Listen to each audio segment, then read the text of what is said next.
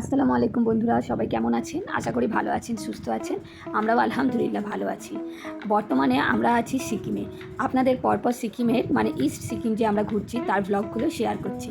তার মধ্যে সর্বশেষ পর্ব অর্থাৎ আজকে যাচ্ছি আমরা রাহ বাংলা, সেটাই আপনাদের সাথে শেয়ার করব। এর আগের ভিডিওয়ে আপনাদের চা বাগান দেখিয়েছিলাম, টিমিটি গার্ডেন, যেটা সিকিমের একমাত্র চা বাগান। তো সেই ভিডিও না দেখে থাকলে আপনারা দেখে নিন। এখন আমরা বর্তমানে পৌঁছে গেছি রাহ বাংলার অন্যতম বিখ্যাত মনেস্ট্রি এবং একটা পার্ক, যার নাম হলো বুদ্ধা পার্ক। একটা পাহাড়ের কোলে এত সুন্দরভাবে যে পার্কটা সাজিয়ে তুলেছে এবং তার সাথে একটা বুদ্ধা স্ট্যাচু আছে, যেটা না দেখলেই নয়। তো এটা আপনাদের সাথে আমি শেয়ার করছি, দেখুন আপনারা।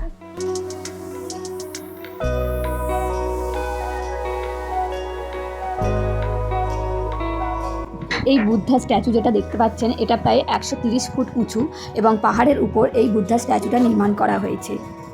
এখানে এন্ট্রি ফি মাথাপিছু 80 টাকা এবং সকাল 9টা থেকে বিকেল 6টা পর্যন্ত এই পার্কটা খোলা থাকে।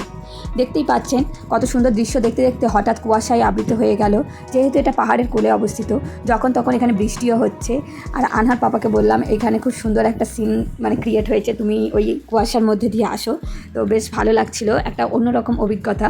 তো মাঝে মাঝে হঠাৎ মেঘ এসে যাচ্ছে, হঠাৎ মেঘ ক্লিয়ারও হয়ে যাচ্ছে। এখানে ঠান্ডাটা প্রচুর পরিমাণেই ছিল আর বৃষ্টিও হচ্ছিল। দেখলাম কত সুন্দর ক্লিয়ার বুদ্ধা স্ট্যাচুটা, কিন্তু হঠাৎ এরকম কুয়াশা হয়ে যাওয়ায় আমাদের এখানকার সময়টা খুব বাজে কেটেছে। না ভালো করে ফটো ক্লিক করতে পেরেছি এবং ভিডিও করতে পেরেছি। তো দেখতেই পাচ্ছেন আপনারা কত ঘন কুয়াশায় ঢেকে যাচ্ছে চারিদিকটা। তাই ভাবছিলাম যে একটা ক্লিয়ার বুদ্ধা ফটো তুলতে পারবো কি না। অনেকক্ষণটাই ওয়েট করছিলাম। তার মাঝখানে খুব বড়সড় বৃষ্টিও হলো। যেহেতু এর নিচে দিয়ে গেলে তবে বুদ্ধা স্ট্যাচুটা দেখতে পাওয়া যায়, কিন্তু সামনে যা দৃশ্য, তাতে আমাদের সামনের যে দৃশ্যটা সেটাও আমরা দেখতে পাচ্ছি না। দেখতেই পাচ্ছেন কতটা ঘন কুয়াশা। ফাইনালি অনেকটা পথ অতিক্রম করে এবং অনেক সিঁড়ি পার করে আমরা এসে পৌঁছেছি বুদ্ধা স্ট্যাচুর নিচে। দেখতেই পাচ্ছেন বুদ্ধা স্ট্যাচু অনেকটাই কুয়াশায় ঢেকে আছে। আর কিছুক্ষণের জন্যই বুদ্ধা স্ট্যাচুটা দেখতে পাওয়া যাচ্ছে, আবার হঠাৎ মেঘ এসে যাচ্ছে বলে পুরো ঢেকে যাচ্ছে। রাহ বাংলা হলো সিকিমের দক্ষিণে অবস্থিত, অর্থাৎ আমাদের ইস্ট সিকিম এবং সাউথ সিকিম দুটোই প্রায় ঘোরা হয়ে গেল। এই জায়গাটায় আমরা যতক্ষণ ছিলাম হঠাৎ ওয়েদার এমন পরিবর্তন হয়ে যাচ্ছিল যে মনটা খারাপই হয়ে গেল। এই দেখুন না, এই সময়টায় বেশ পরিষ্কার ওয়েদার ছিল, বুদ্ধা স্ট্যাচুও দেখতে পাওয়া যাচ্ছিল, কিন্তু কিছুক্ষণ পর বুদ্ধা স্ট্যাচুটাও ঢেকে গেল। তাই এখানে বেশিক্ষণ সময় আমরা কাটাইনি। কিছু ফটোশ্যুট করে, রিল শ্যুট করে আমরা চলে গেছিলাম আমাদের হোটেলে।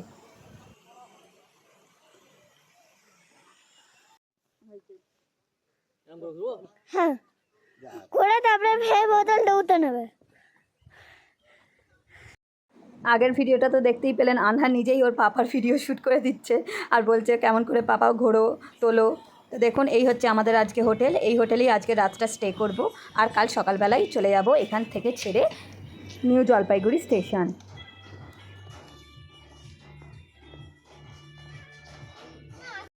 হোটেলে ঢুকতেই প্রথমে রিসেপশন এবং ডাইনিং রয়েছে খাওয়া দাওয়ার জন্য। আর রুমগুলো দেখুন, মোটামুটি রুম। ওভারঅল 4 দিনে যে 4টে হোটেলে ছিলাম তার মধ্যে সবচেয়ে বাজেই ধরতে গেলে এই হোটেলটা আমাদের এক্সপিরিয়েন্স। হোটেলটা সেরকম আমাদের খুব পছন্দের হয়নি, মোটামুটি তবু রাত কাটানোর জন্য ঠিক আছে। কিন্তু বন্ধুরা খাবার দাবার খুব সুন্দর দিয়েছিল। রাতে ফ্রায়েড রাইস আর চিকেন চিলি দিয়েছিল। এসে গেছে। ইতনা লেট কিউ হুয়া পিম্পা ভাই? পৌঁছ যায়েগা না হাম?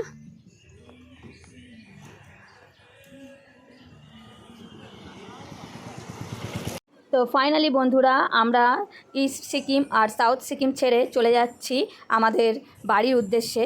এখন বাজে সকাল 10টা। তো এখন থেকেই বেরিয়েছি যাতে হাতে সময় নিয়ে আমরা নিউ জলপাইগুড়ি স্টেশন পৌঁছে যেতে পারি। আমাদের ট্রেনের সময় আছে 5টা থেকে, তো 5টার সময় ট্রেন দেবে, তার আগে আমরা পৌঁছে যাব ইনশাল্লাহ। আর এই দেখুন রাস্তায় পাইন গাছের বাগান দেখতে দেখতে যাচ্ছি। এখানে প্রচুর পরিমাণে কাঠগুলোকে কেটে নিয়ে যাওয়া হচ্ছে। ড্রাইভার ভাই বলছিল একসময় দেখবেন এই গাছগুলো আর নেই, কারণ যে পরিমাণে এখানে গাছ কাটা হচ্ছে সেই পরিমাণে গাছ যদি কাটতেই থাকে গত 10 বছরে আর হয়তো এই গাছগুলো দেখতেই পাওয়া যাবে না, পুরো ফাঁকা হয়ে যাবে। কারণ এর মূল্য অনেক, আর অনেক দামি দামি আসবাবপত্র তৈরি হয়। আমার ক্যামেরার সামনে যে শহরটা দেখতে পাচ্ছেন এটা হলো নামচি শহর, ওয়ান অফ দ্য বেস্ট শহর একটা সিকিমের মধ্যে। এটাও খুব ঘনবসতিপূর্ণ এলাকা। তো এই নামচি শহর পার করেই আমরা পৌঁছে যাব আমাদের ওয়েস্ট বেঙ্গল।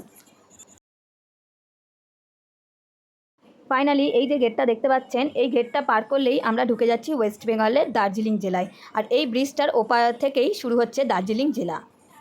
নিচে তিস্তা নদী বয়ে গেছে, আর তিস্তা নদী ধরেই আমাদের রাস্তা হবে আজকের। পাহাড়ের সুন্দর ভিউ এবং মনোরম পরিবেশ ছেড়ে যত নিচের দিকে নামছি, মনটা খারাপও হয়ে যাচ্ছে, কারণ আবার কবে আসা হবে জানি না, কিন্তু বারে বারেই আমাকেই পাহাড় ডাকবে, কারণ আমার পাহাড়কে খুবই ভালো লাগে। সবচেয়ে বেস্ট ধরতে গেলে আমার পাহাড়ই লাগে। তো ইনশাআল্লাহ আবার কোনো দিন যদি আল্লাহ নসিবে রাখে, তো আবার কোনো পাহাড়ের দেশে ঘুরতে যাব। দূর থেকে পাহাড়গুলো দেখে অনেক মিস করছি। আর ওই যে দূরে ঘরগুলো দেখছেন, এটাই দার্জিলিং শহর। তো ড্রাইভার ভাই বলছেন যে আমরা যে যাচ্ছি তার ডান দিক দিয়ে চলে গেলেই দার্জিলিং জেলা, আর আমরা বাঁ দিক দিয়ে চলে আসছি আমাদের নিউ জলপাইগুড়ির রাস্তা ধরে।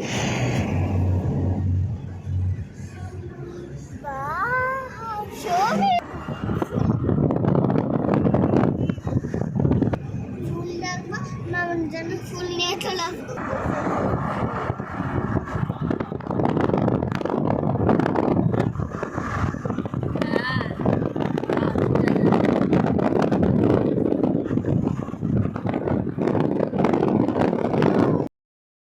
এখন বাজে বিকেল 3টে। তো 3টের মধ্যেই আমরা নিউ জলপাইগুড়ি স্টেশন চলে এসেছি। এখানে এসেই খাওয়া দাওয়া করেছি। আর এখন বাজে দেখছেন 5টা 10, আর আমাদের ট্রেন প্ল্যাটফর্মে দিয়ে দিয়েছে। একদম পারফেক্ট টাইমেই দিয়েছে ট্রেন। আর এখন এবার ট্রেন আমাদের চলতে শুরু করলো। এবার আমরা পৌঁছে যাব হাওড়া জেলা, হাওড়া স্টেশনে। তো আমাদের উইন্ডোর দিকেই 2টো করে সিট আমাদের 4 জনের হয়েছে, বেশ ভালো সিট পেয়েছি। এইদিকে সিটগুলো বেশ ভালো, তো বসেও আরাম, শুয়েও আরাম। আর আনহাকে দেখুন, আনহা তো খুব মজা করতে করতে যাচ্ছে। আর এদেরকে আমি স্পেশালি ভিডিওটা করলাম, কারণ এরা 4 জন এত ট্যালেন্টেড ছিল বন্ধুরা, কি বলবো। এরা গুজরাট থেকে সিকিমে ঘুরতে এসেছে, তো ভালো লাগলো বলে ওদেরকে ক্যামেরাবন্দি করলাম। তো বন্ধুরা ফাইনালি চলে এসেছি হাওড়া স্টেশনে। এখন বাজে সকাল 8টা। তো সময় ঠিকঠাকই ছিল ট্রেনের, আমরা ঠিকঠাকভাবে পৌঁছে গিয়েছিলাম। সার্ভিসও আমরা খুবই ভালো পেয়েছি। আবার কবে কোনো একদিন আবার যদি কোনো দিন বেরোই বাইরে বা ভিডিও করি, আপনাদের সাথে শেয়ার করব। ততদিন আপনারা সবাই ভালো থাকবেন, আমাদের জন্য দোয়া করবেন। বাই বাই, আল্লাহ হাফেজ বন্ধুরা।